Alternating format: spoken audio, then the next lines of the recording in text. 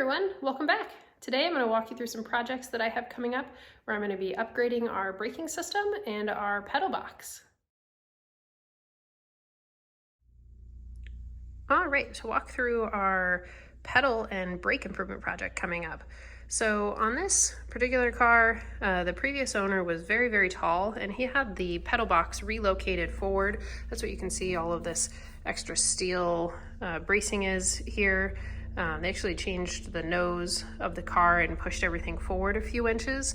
Unfortunately, I am not very tall, so what that meant was I could not reach the pedals when we had to get out for our few events this last fall. So as a quick fix, we had added these pedal extensions so that I could actually reach the pedals. As you can see though, with this front-mounted steering rack, it gets very tight for your sneakers to fit.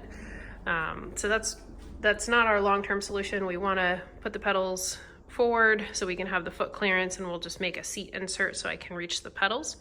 However, these particular pedals are not pretty, as you can see. They're pretty rough.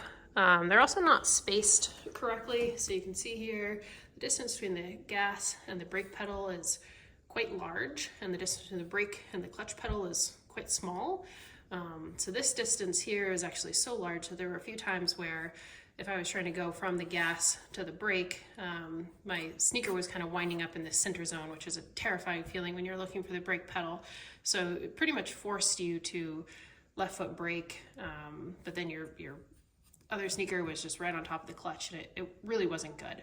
So we're looking at swapping these out for a Tilton 600 series setup.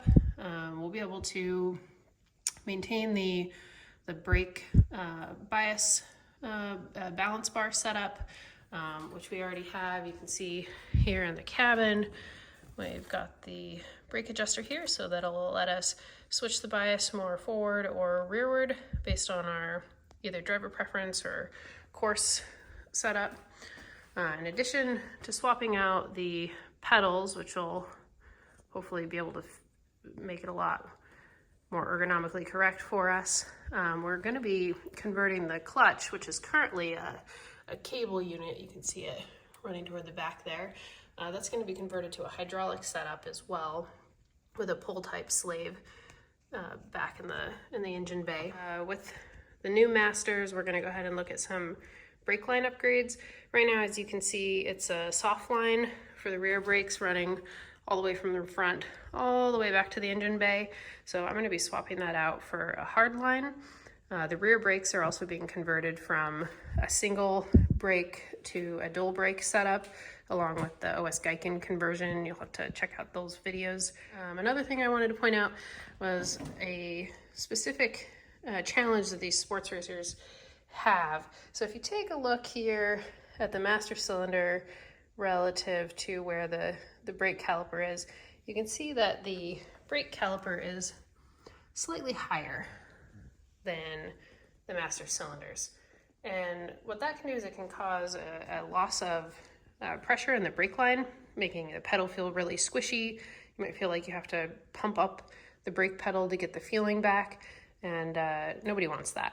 So Willwood sells a residual pressure valve that we're going to go ahead and add as part of this conversion as well, which will help us maintain full brake line pressure between each run. So stay tuned. Should have those parts in the next couple weeks, and I can actually start doing the pedal conversion and all of the brake upgrades.